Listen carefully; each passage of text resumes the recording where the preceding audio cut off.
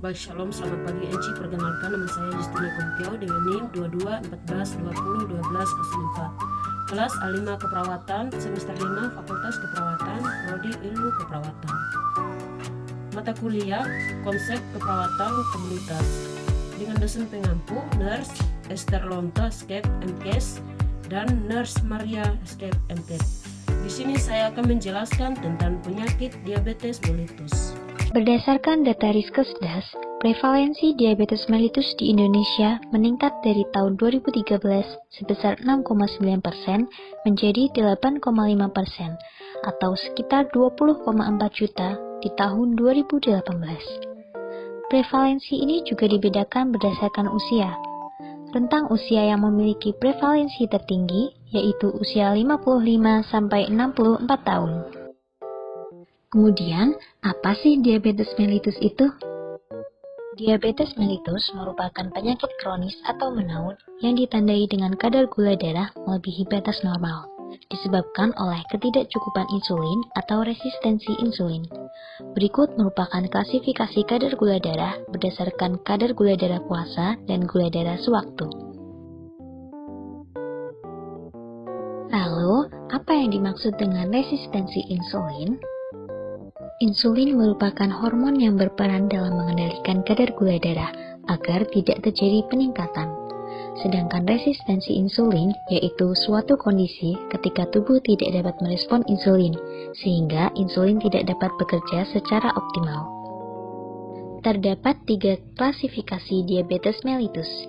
Yang pertama, DM tipe 1. DM ini diakibatkan karena tidak adanya hormon insulin, atau disebut DM yang tergantung pada insulin. Yang kedua, yaitu DM tipe 2. DM ini diakibatkan karena adanya kerusakan atau resistensi insulin. Yang ketiga, yaitu diabetes gestasional, yaitu diabetes mellitus yang terjadi pada saat kehamilan. Kemudian, siapa saja ya penerima terapi insulin? Pemberian terapi insulin ditujukan kepada penderita DM tipe 1, penderita DM tipe 2 yang tidak bisa memenuhi target terapi hanya dari obat, pasien pada keadaan stres berat seperti penyakit infeksi berat, tindakan pembedahan, serangan jantung, atau stroke. Penderita DM yang hamil jika terapi diet tidak dapat mengendalikan kadar glukosa darah, penderita DM dengan gangguan fungsi ginjal atau hati yang berat, serta penderita DM yang kontraindikasi atau alergi terhadap obat yang dikonsumsi. Lalu, apa saja faktor risiko diabetes mellitus? Terdapat 2 faktor risiko diabetes mellitus, yaitu yang tidak dapat diubah dan dapat diubah. Pada risiko yang tidak dapat diubah meliputi usia lebih dari 40 tahun, riwayat keluarga dengan DM, kehamilan dengan gula darah tinggi, ibu dengan riwayat melahirkan bayi dengan berat badan lahir lebih dari 4 kg, dan bayi yang memiliki berat badan lahir kurang dari 2,5 kg. Sedangkan faktor risiko yang dapat diubah yaitu pola makan yang salah, kurang aktivitas fisik, kegemukan, dislipidemia, riwayat penyakit jantung, dan hipertensi. Tanda dan gejala diabetes mellitus.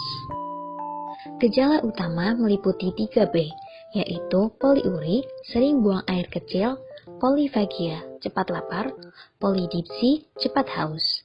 Gejala lainnya yaitu berat badan menurun dengan cepat, kesemutan, penglihatan kabur, cepat lelah, mudah mengantuk, dan luka yang sulit sembuh. Komplikasi diabetes mellitus. Komplikasi yang pertama yaitu retinopati diabetik atau gangguan penglihatan. Yang kedua yaitu neuropati diabetik atau gangguan saraf yang dapat menyebabkan luka dan amputasi pada kaki. Yang ketiga yaitu penyakit kardiovaskuler atau penyakit jantung dan pembuluh darah. Dan yang terakhir yaitu nefropati diabetik atau gangguan ginjal. Baik, akhir dari presentasi saya di sini saya mau sampaikan kepada teman-teman atau saudara-saudari yang ingin melanjutkan perkuliahan tapi bingung mau kuliah di mana. Di kampus kami, UNPI Universitas Pembangunan Indonesia Manado terdiri dari 6 fakultas yaitu yang pertama Fakultas Teknik, yang kedua Fakultas Hukum, yang ketiga Fakultas Sastra, yang keempat Fakultas Pertanian, yang kelima Fakultas Sosial dan Ilmu Politik, yang keenam Fakultas Keperawatan. Terdiri dari 8 jurusan, yaitu yang pertama Ilmu Keperawatan, Nurse, dan lain-lain. Sekian dan terima kasih. Shalom.